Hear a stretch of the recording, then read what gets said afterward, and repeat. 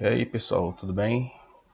Então, mais um comentário aí da gente, da Oshi. Então, vamos lá. Peguei 5 questões aqui para comentar, tá? Vou começar aqui com uma questão de filosofia sobre os 160 anos do nascimento do filósofo Farias Brito. Aqui tem uma informação importante. Vamos lá.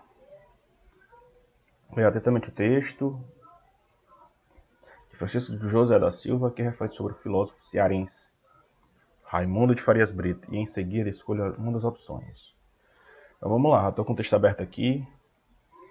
Em homenagem ao filósofo cearense, a cidade de Quixará, no Cariri, teve seu nome alterado para Farias Brito em 53. Vamos ver.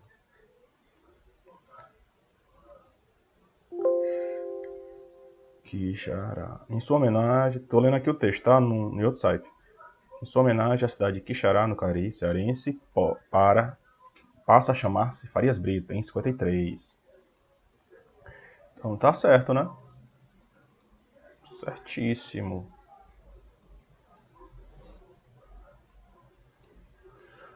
Vamos lá para outra. O filósofo cearense defende o positivismo. Vamos ver. Vamos no texto aqui. Positivismo.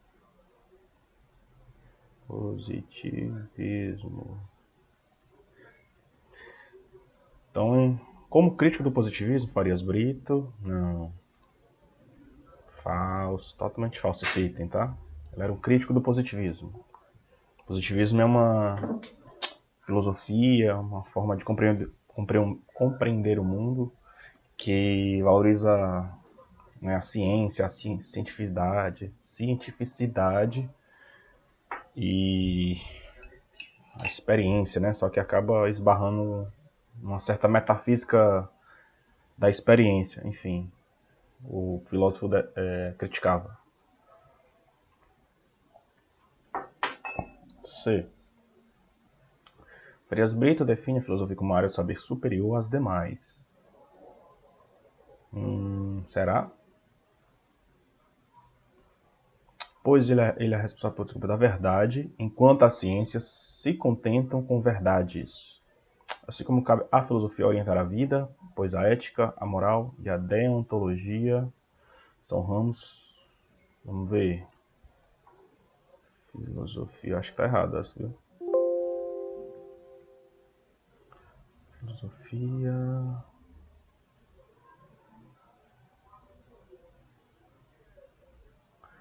Ó, para Farias Brito, rompe a visão cientificista e reducionista. Para ele, a filosofia é um saber universal, que busca responder aos problemas fundamentais da existência humana. Não fala nada de...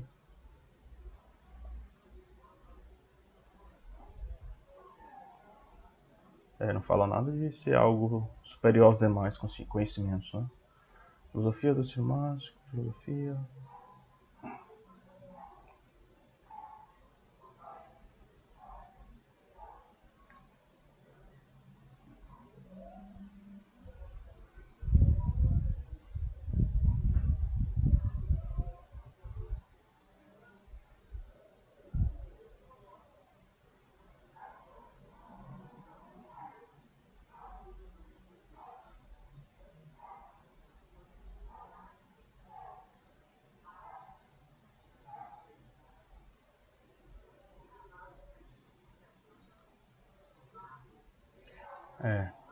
Eu diria que está errado, né?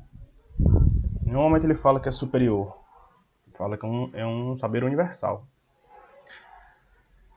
Segundo o autor, o cearense foi um dos importantes filósofos brasileiros, pois suas reflexões sobre a morte e a finitude humana o tornam um dos precursores do existencialismo. Precursor é iniciador, tá? O existencialismo é uma vertente da filosofia.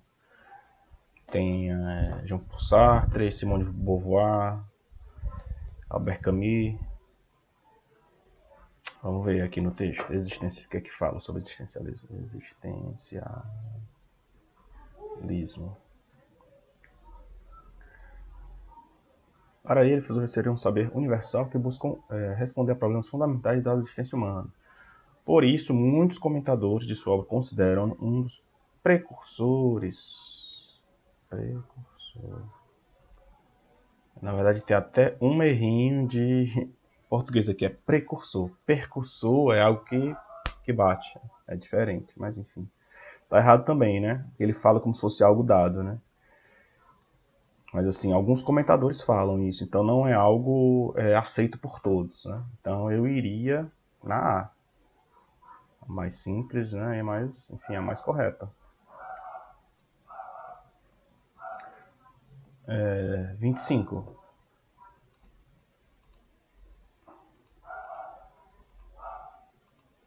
O Departamento da Polícia Estudantal, PE, órgão de disciplinarização e vigilância ligado ao Centro Estudantal Cearense, SEC, foi criado em 15 de outubro de 83 e, conforme seus objetivos, tinha o dever de amparar, educar a classe, impedindo violências contra a mesma e coibindo a molecagem e os vícios entre os estudantes menos disciplinados.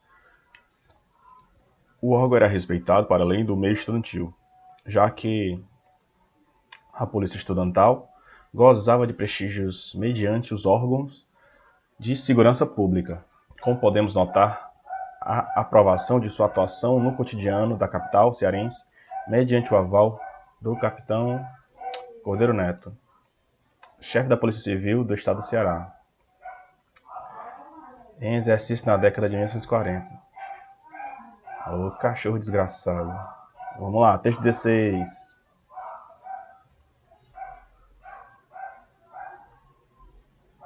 Capítulo 7, artigo 10. Os direitos de policial perdem-se temporariamente nos seguintes casos: A. Pela inobservância do regulamento. B. Procurar desprestigiar ou censurar atos legalmente emanados das diretorias da Polícia Estudantal e do SEC. Pela prática de atos de insubordinação, pela negligência no desempenho de seus serviços ou de qualquer função social, por suspeição imposta pelo diretor da polícia, até o máximo de 3 meses. Suspensão é proibição. Documento 2. Em voz baixa e pausadamente ele diz: Senhorita, infelizmente não lhe posso deixar entrar. O filme é impróprio até 18 anos. Rindo de uma maneira cativante e irresistível, ela retrucou: Hein? Não faça isso. Saí de casa para ver este filme e ter que voltar. Infelizmente nada posso fazer. Estou cumprindo ordens. Queira desculpar-me. Por favor, deixa-me entrar. Ninguém sabe o que estamos conversando e não notariam que eu sou menor. Eu entro. O policial quase não resistia à tentação. Também diante de tão linda garota, era uma situação verdadeiramente insuportável.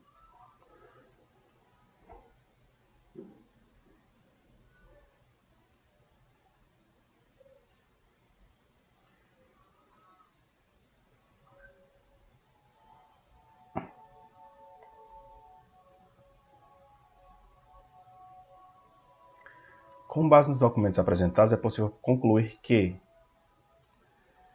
a atuação dos policiais estudantais estava fadada ao fracasso, já que não teriam como cumprir suas rondas de vigilância nas casas de cidade de Fortaleza, pois também estariam descumprindo. Não, acho que está errado. Nada a ver. Totalmente falso, eu acho. Comportamento indisciplinado identificado pelos policiais estudantais consistia na presença de estudantes em casas de jogos, pensões de mulheres, entrada em cinemas que exibiam filmes considerados inadequados, tanto para a idade quanto pela temática, e a participação ou permanência de estudantes em festejos religiosos. Isso aqui talvez, né? Dúvida. A existência de um código de conduta a ser seguido pelo policial estudante indica... Policial estudante? Está errado, não fala em policial estudante, não, é polícia estudantal.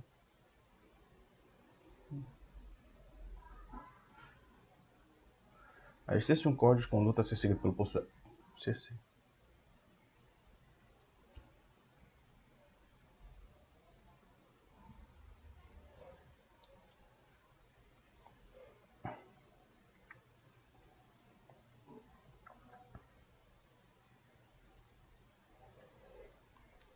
Dúvida também. O regulamento da polícia põe restrições aos policiais, como fumar nos cinemas. Isso aí não... Então, pessoal, eu estou em dúvida entre a B e a C.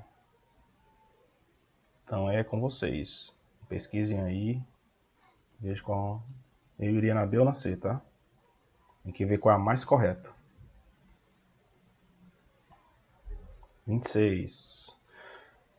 Aqui tem uma performance, né, do rapaz carregando tijolo. Mostra entre performance. Dragão do mar. Aqui, ó. Como fosse um fardo, né? Um peso a se carregar.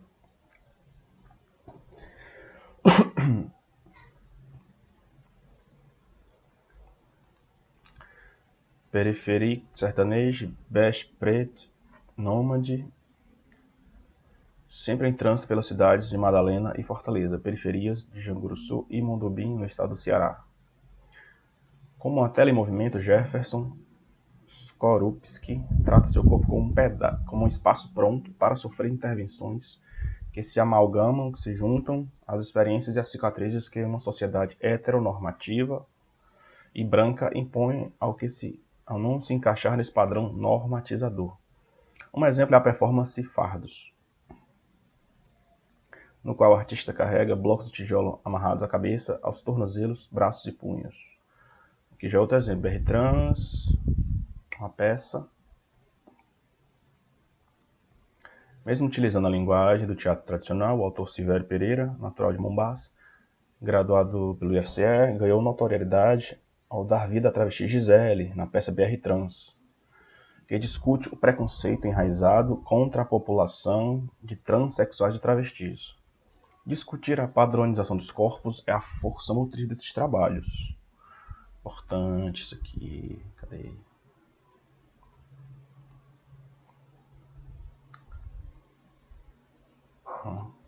Importante essa pista aqui, viu? Mas também representa a violência diária contra cidadãos, reflexo de uma sociedade de comportamentos machistas, repleta de homofobia e carente de políticas públicas voltadas à conscientização da população, o que se reflete em um Brasil recordista em mortes de pessoas LGBTQIA+, em relação a outras nações democráticas. Vamos lá. Analisando as imagens e os vídeos propostos nas referências, além da própria bibliografia, selecione a opção que aponta as possíveis aproximações e distanciamentos entre as duas produções, se houverem. As trajetórias de ambos os artistas são um ponto de convergência. Acho que está certo. Já que ambos são periféricos e pertencentes à comunidade LGBTQIA+. Acho que tá ok também aqui, tá? Seus corpos são utilizados para denunciar o preconceito contra a comunidade e muitas vezes a violência empregada contra ela. Ok. Enquanto Silvério Pereira se utiliza de uma personagem para construir a narrativa de sua peça, Skorupski recria vivências sem definir se é um personagem ou não no ato de sua performance. Ok. Pra mim... Vamos ver as outras. Não é possível traçar alguma aproximação... Não, falso. É sim. É possível traçar, vou nem ler o resto. Além do caráter identitário relacionado à comunidade LGBTQIA+, principalmente quando consideramos suas origens periféricas e a representação de pessoas, que estão à margem da própria comunidade na contemporaneidade, as barreiras entre linguagem das artes ligadas ao corpo, na performance artística, se desfazem.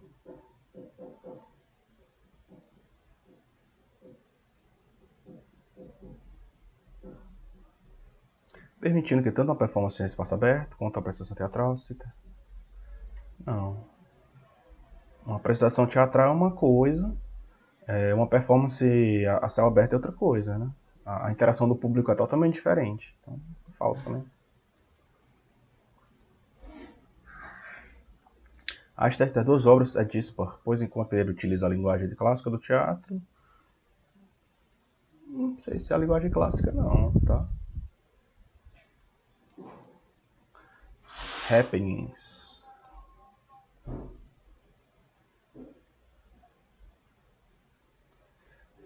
Não. É uma performance, não é uma escultura, tá? Falso. Aí.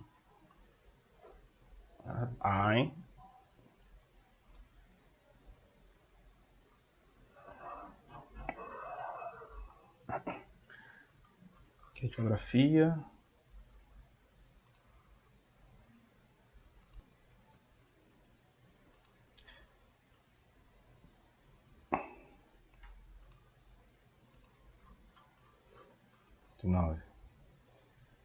Mandar Pero Coelho de Souza, homem nobre, fidal, casado, morador neste estado, soldado velho, que se achou em muitas jornadas e reinos estrangeiros por terra,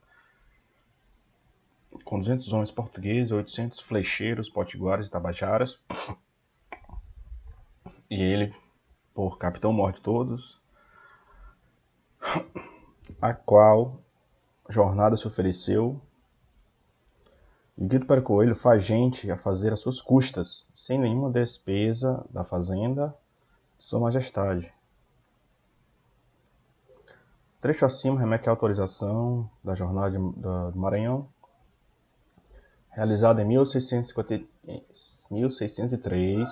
Nesta expedição, o colonizador Pero Coelho de Souza foi nomeado capitão-mor pelo então oitavo governador-geral do Brasil, Diogo Botelho, sob as ordens deste e liderando uma tropa de 65 soldados e 200 índios. O capitão-mor deveria partir da Paraíba, cruzar as capitanias do Rio Grande do Norte, Ceará Grande e Piauí, e conquistar o Maranhão, além de estabelecer pontos de povoamento pelo litoral na costa leste-oeste. A missão, entretanto, acabou circunscrita ao espaço onde aportaram as embarcações de Pero Coelho, Rio Jaguaribe e as serras da Ibiapaba, região limítrofe do Piauí.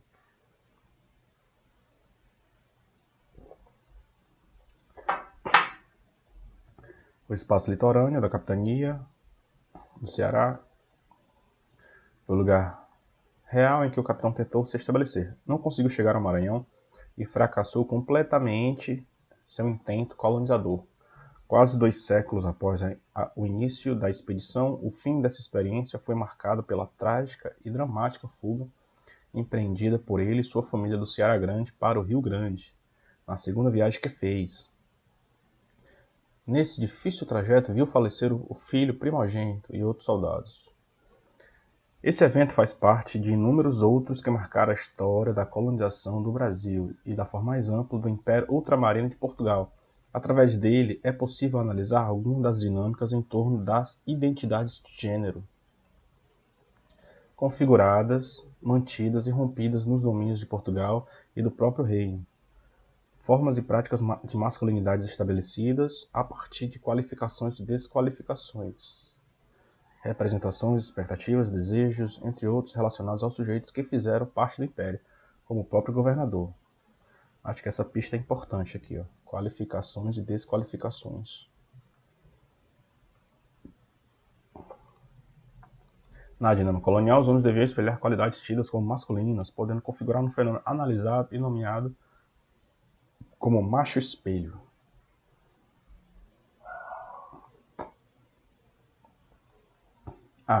Havia uma dinâmica entre o masculino real, ideal, corporificado na imagem, nas qualidades do monarca, e o ideal de masculinidade. Uma cultura altamente viril, virilizante, que recomendava sentimentos, desejos e ações sobre os homens. Deve estar no 1. Vou deixar aqui. Pero Souza conseguiu espelhar várias qualidades masculinas dos homens que compuseram o Conselho do Governador. Era nobre. O rei de Portugal representava a ideal de masculinidade, ao invés de espelhar os outros sujeitos. Okay.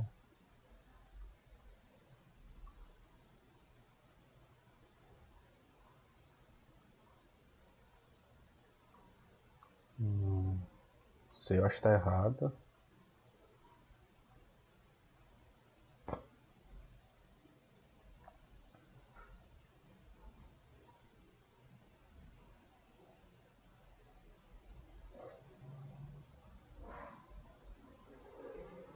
Ai, essa aqui tá difícil.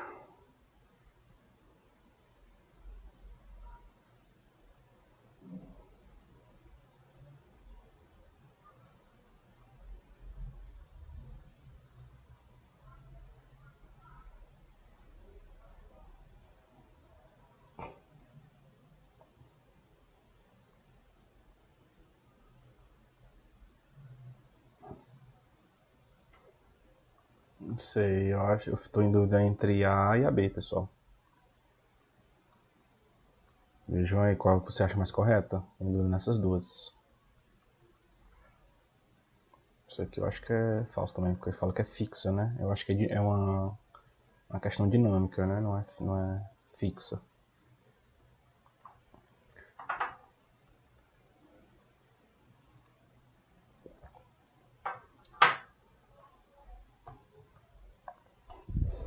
Rock and roll na Terra do Sol. Alguns anos após o surgimento do rock and roll nos Estados Unidos, na América, artistas do mundo inteiro experimentaram a influência desse estilo musical. No Brasil, quando pensa no gênero, nomes como Tim Maia, Erasmo Carlos, Rita Lee, Raul Seixas vêm imediatamente à cabeça. Mas você sabe qual é a história do rock alencarino? Após o boom dos artistas como Elvis Presley, Beatles, Iron Maiden, Ramones, o rock não demorou muito para chegar em terra cearense. Já no final da década de 70, bandas como Big Brazos e Rataplans e a cantora Mônica dele começaram a escrever a história do gênero na cidade. Para os filósofos Roland Corbusier, existe uma relação dialética entre o desenvolvimento econômico e a soberania cultural, de modo que a dependência econômica se reflete na dependência cultural. Quer dizer, um país pobre e dependente não importa apenas produtos industrializados e tecnologia, mas também bens e materiais. Tal fenômeno é conhecido como colonização cultural.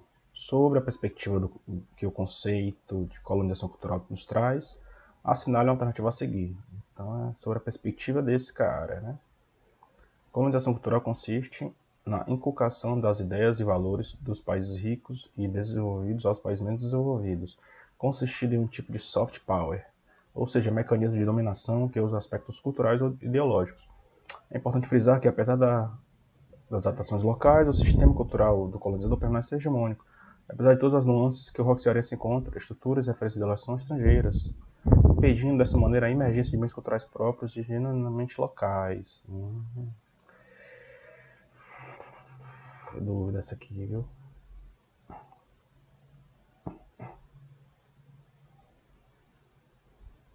Colonização cultural é o mesmo que exportação de ideias e valores.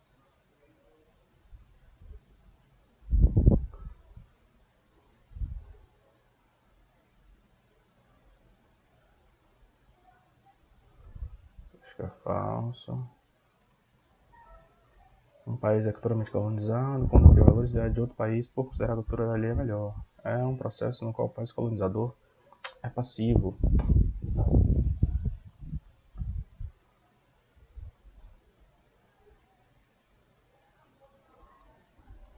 Acho que é falso também. Colonização cultural numa sociedade de consumo tornou-se uma estratégia político-econômica.